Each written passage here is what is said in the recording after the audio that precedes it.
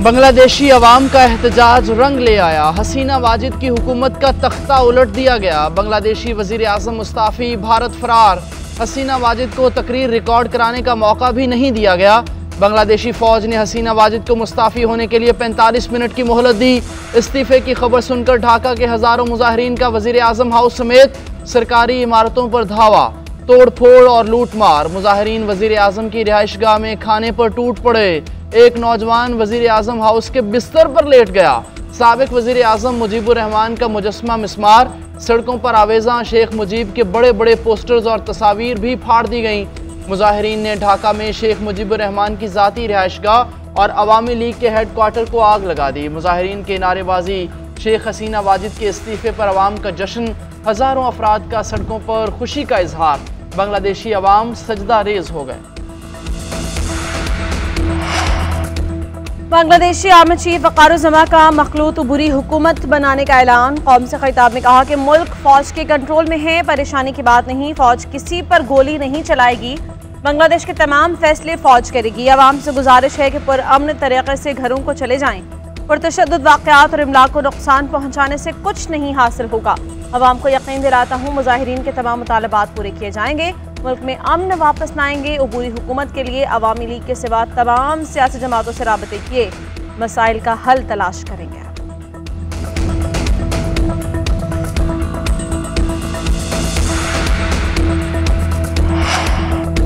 बांग्लादेशी सदर का साबिक वजीर आज़म खालिदा ज़िया की रिहाई का हुक्म। बांग्लादेश के सदर शहाबुद्दीन की ज़ेर सदारत इजलास हुआ। एहतजाज के दौरान गिरफ्तार अफराद को भी रिहा करने का हुक्म। 79 साल खालिदा ज़िया 2 मरतबा बांग्लादेश की वज़ीर आज़म रह चुकी हैं। वो 2020 में 17 साल की कैद की सज़ा से रिहाई के बाद से घर में नज़रबंदी की ज़िंदगी गुजार रही हैं। कुछ अरसे से हॉस्पिटल में ज़ेर इलाज हैं।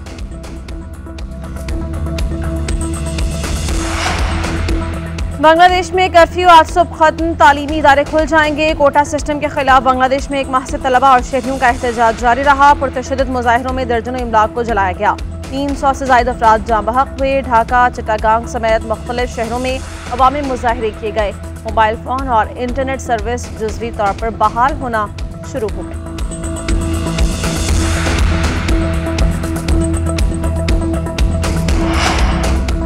हसीना वाजिद का नई दिल्ली में पड़ाव। भारत के आला हुकाम से मुलाकातें मुतवक्के। हसीना वाजिद बरतानिया में सियासी पनाह लेने की ख्वाहां। हसीना वाजिद C-130 तैयारे के जरिए गाजियाबाद के हिंदुवन एयरबेस पहुंची। भारतीय फ़ज़ाइया और सिक्योरिटी एजेंसी ने लैंडिंग तक हसीना वाजिद के तैयारे की निगरानी की। हसीना वाजिद 15 बरस तक बांग्लादेश की वज़ीर आज़म रहीं। इक़्तिदार के आखिरी अयाम में मुजाहिरीन को कुचलने की बात की। मुजाहिरीन के मुतालबात मानने से इनकारी रहीं।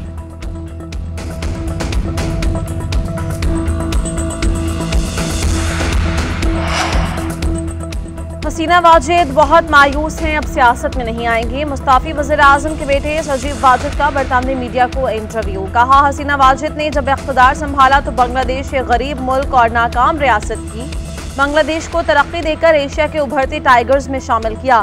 मुजाहिरीन के खिलाफ हुकूमत का रद्द-ए-अमल बिल्कुल दुरुस्त था।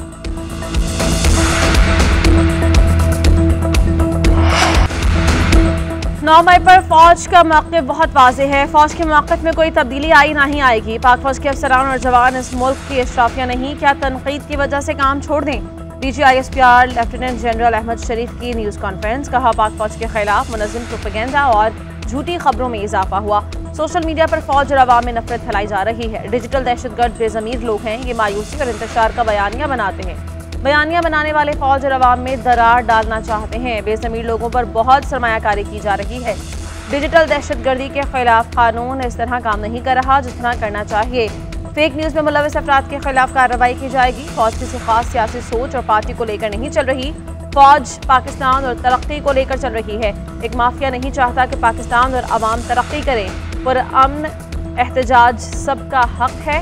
एहतजाज को प्रमोट करने वालों का मकसद मुल्क में इंतशार फैलाना है।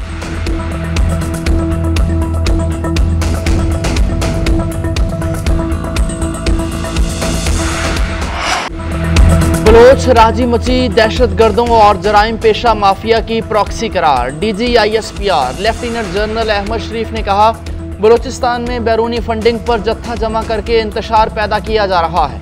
बलोच यकजहती कमेटी और उसकी नाम नेहाद क़यादत का दुश्मन से गठजोड़ है। गवादर में हुकूमती रिट मौजूद है, कोई शक व शुबा नहीं होना चाहिए।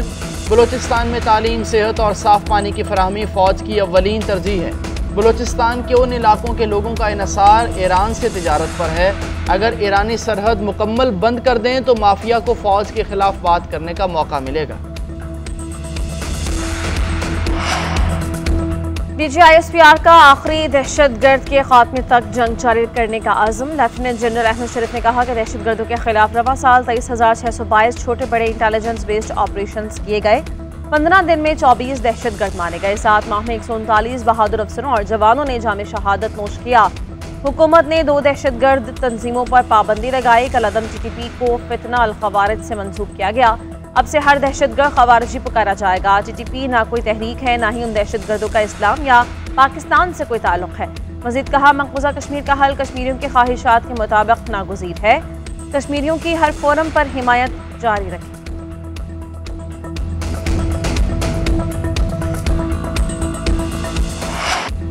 भारत किसी गलत फहमी में न रहे, पाकिस्तान की तरफ उठने वाली आंखों को नोच लेंगे।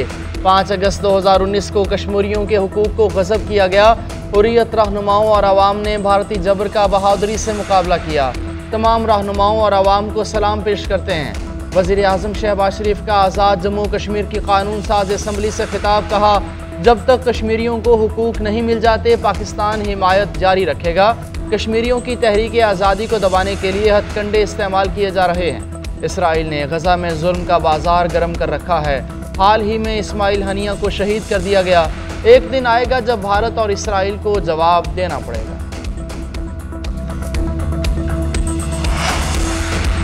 हमास रहनुमा इस्माइल हनिया की शहादत के खिलाफ सेनेट से करारदाद मंजूर। ऐवान बाला का हमास रहनुमा इस्माइल हनिया की शहादत पर गहरे रंज और गम का इजहार। करारदाद में कहा गया कि इसराइल एक बैनुल-अक़वामी मुजरिम और दहशतगर्द रियासत का रूप धार रहा है। पाकिस्तान, तमाम ममालिक, OIC और इस्लामी ममालिक मुत्तहिद होकर इसराइल की दहशतगर्दाना कार्रवाइयों को रोकें। सेनेटर शरीर रहमान ने कहा, कश्मीर और फ़लस्तीन में नस्लकुशी हो रही है। इसराइल ने पैगाम दिया है कि वो अमन को कुछ नहीं समझता। जंगी क़वानीन की धज्जियाँ उड़ाईं। इसराइल ने पूरे खित्ते को गैर मुस्तहकम किया।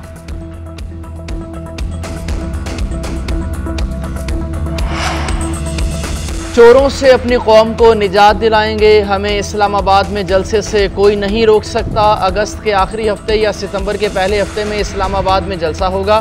कोई रोक सके तो रोक लो। दमादम मस्त कलंदर होगा। NOC ना दिया गया तो D चौक पर धरना देंगे। वज़ीर आला KP अली अमीन गंडापुर का सवाबी में जलसे से खिताब। कहा, अमरीका की साजिश से बानी PTI को हटाया गया। बानी PTI कौम के लिए डटा रहा, नज़रिए को कैद नहीं किया जा सकता। बैरिस्टर गौहर ने कारकुनों से खिताब में कहा कि हम चढ़ाई या धावा नहीं बोलना चाहते। पाबंदी उन पर लगनी चाहिए जो मुल्क की दौलत बाहर लेकर गए। बानी PTI जल्द जेल से बाहर होंगे।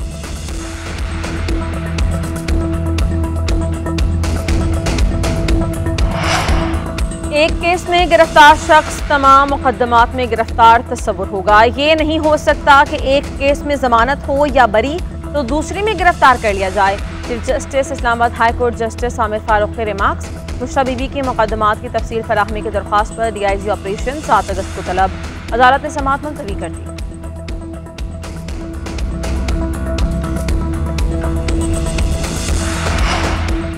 PTI के रुकने कौमी असम्बली मुमताज़ मुस्तफ़ा इंतकाल कर गए। पार्लियामेंट लॉजेस में मुकीम थे। हार्ट अटैक के बायस खालिक हकीकी से जा मिले।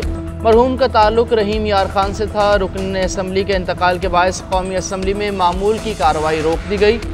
अरकान पार्लियामेंट का इजहार ताज़ियत। इजलास के दौरान लतीफ़ खोसा ने हाजी इम्तियाज़ की गुमशुदगी का मामला उठाया। कहा, अगर हाजी इम्तियाज़ पुलिस और एंटी करप्शन के पास भी नहीं तो कहाँ गए? ज़मीन खा गई या आसमान खा गया? जरताज गुल ने कहा, हाजी इम्तियाज़ को मिसिंग पर्सन ना बनने दें, उनका प्रोडक्शन ऑर्डर जारी करें। स्पीकर ने कहा, वो पुलिस की हिरासत में हैं, ना एंटी करप्शन की। अपोजिशन लीडर उमर अयूब ने जवाब दिया, एक रुकने असम्बली को आप उठाएंगे तो सिलसिला जारी रहेगा। हमें तो लापता कर रहे हैं, पता नहीं आपके साथ क्या करेंगे।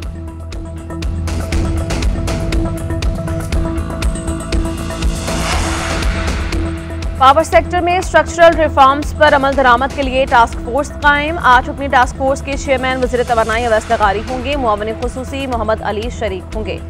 ज़फ़र इकबाल नेशनल कोऑर्डिनेटर मुकर्रर, TORs जारी। टास्क फोर्स कैपेसिटी पेमेंट्स कम करने, बाज़ पावर प्लांट्स बंद करने की सिफारिश करेगी। IPPs के क़याम, पैदावारी लागत से मुताल्लिक़ इक़दामात का जायज़ा लेगी।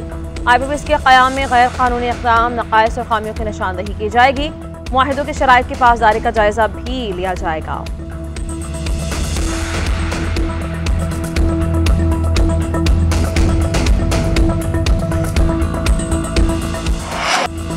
हुकूमत का पक्का इरादा है बिजली की कीमतें कम करनी हैं। IPPs के मामले पर संजीदगी से काम हो रहा है। वफाकी वज़ीर तवानाई अवैस लगारी कहते हैं धरने और प्रेस कॉन्फ्रेंस के बजाय संजीदा काम करना है।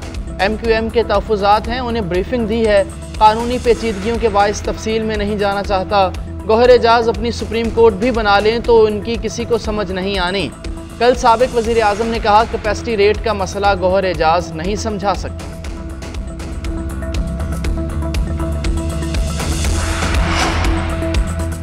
जो बांग्लादेश में हुआ पाकिस्तानी हुक्मरानों का मुकद्दर भी वही होगा। आसिफ जरदारी शहबाज शरीफ के लिए हेलीकॉप्टर भी ना पहुंच सका तो क्या होगा। अमीर जमात इस्लामी हाफिज नईमुर रहमान का रावलपिंडी में धरने से खिताब, कहा कश्मीर करारदादों से आज़ाद नहीं होगा, मुकम्मल कश्मीर शमशेर की ताकत से मिलेगा।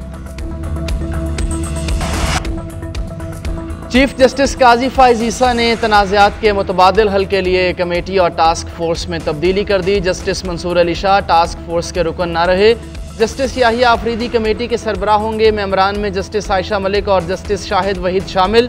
टास्क फोर्स के मेंबरान में सिंध हाई कोर्ट के चीफ जस्टिस हाशिम काकड़, लाहौर से जस्टिस जवाद हसन शामिल। जस्टिस गुल हसन औरंगजेब, अटॉर्नी जनरल और वजारत कानून के नुमाइंदा भी मुकर्रर। नोटिफिकेशन जारी।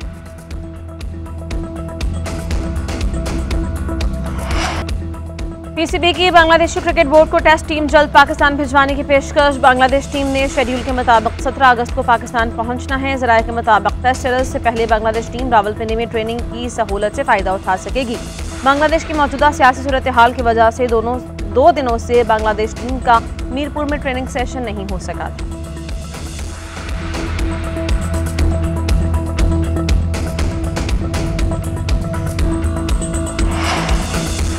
Chairman PCB Mohsin Naqvi, cricket team की तश्कील 9 करें, वज़ीर आज़म भी मेरिट के खिलाफ सिफारिश करे तो उसे ना मानें। आप क्रिकेट टीम की तश्कील 9 कर गए तो ये बड़ी कामयाबी होगी।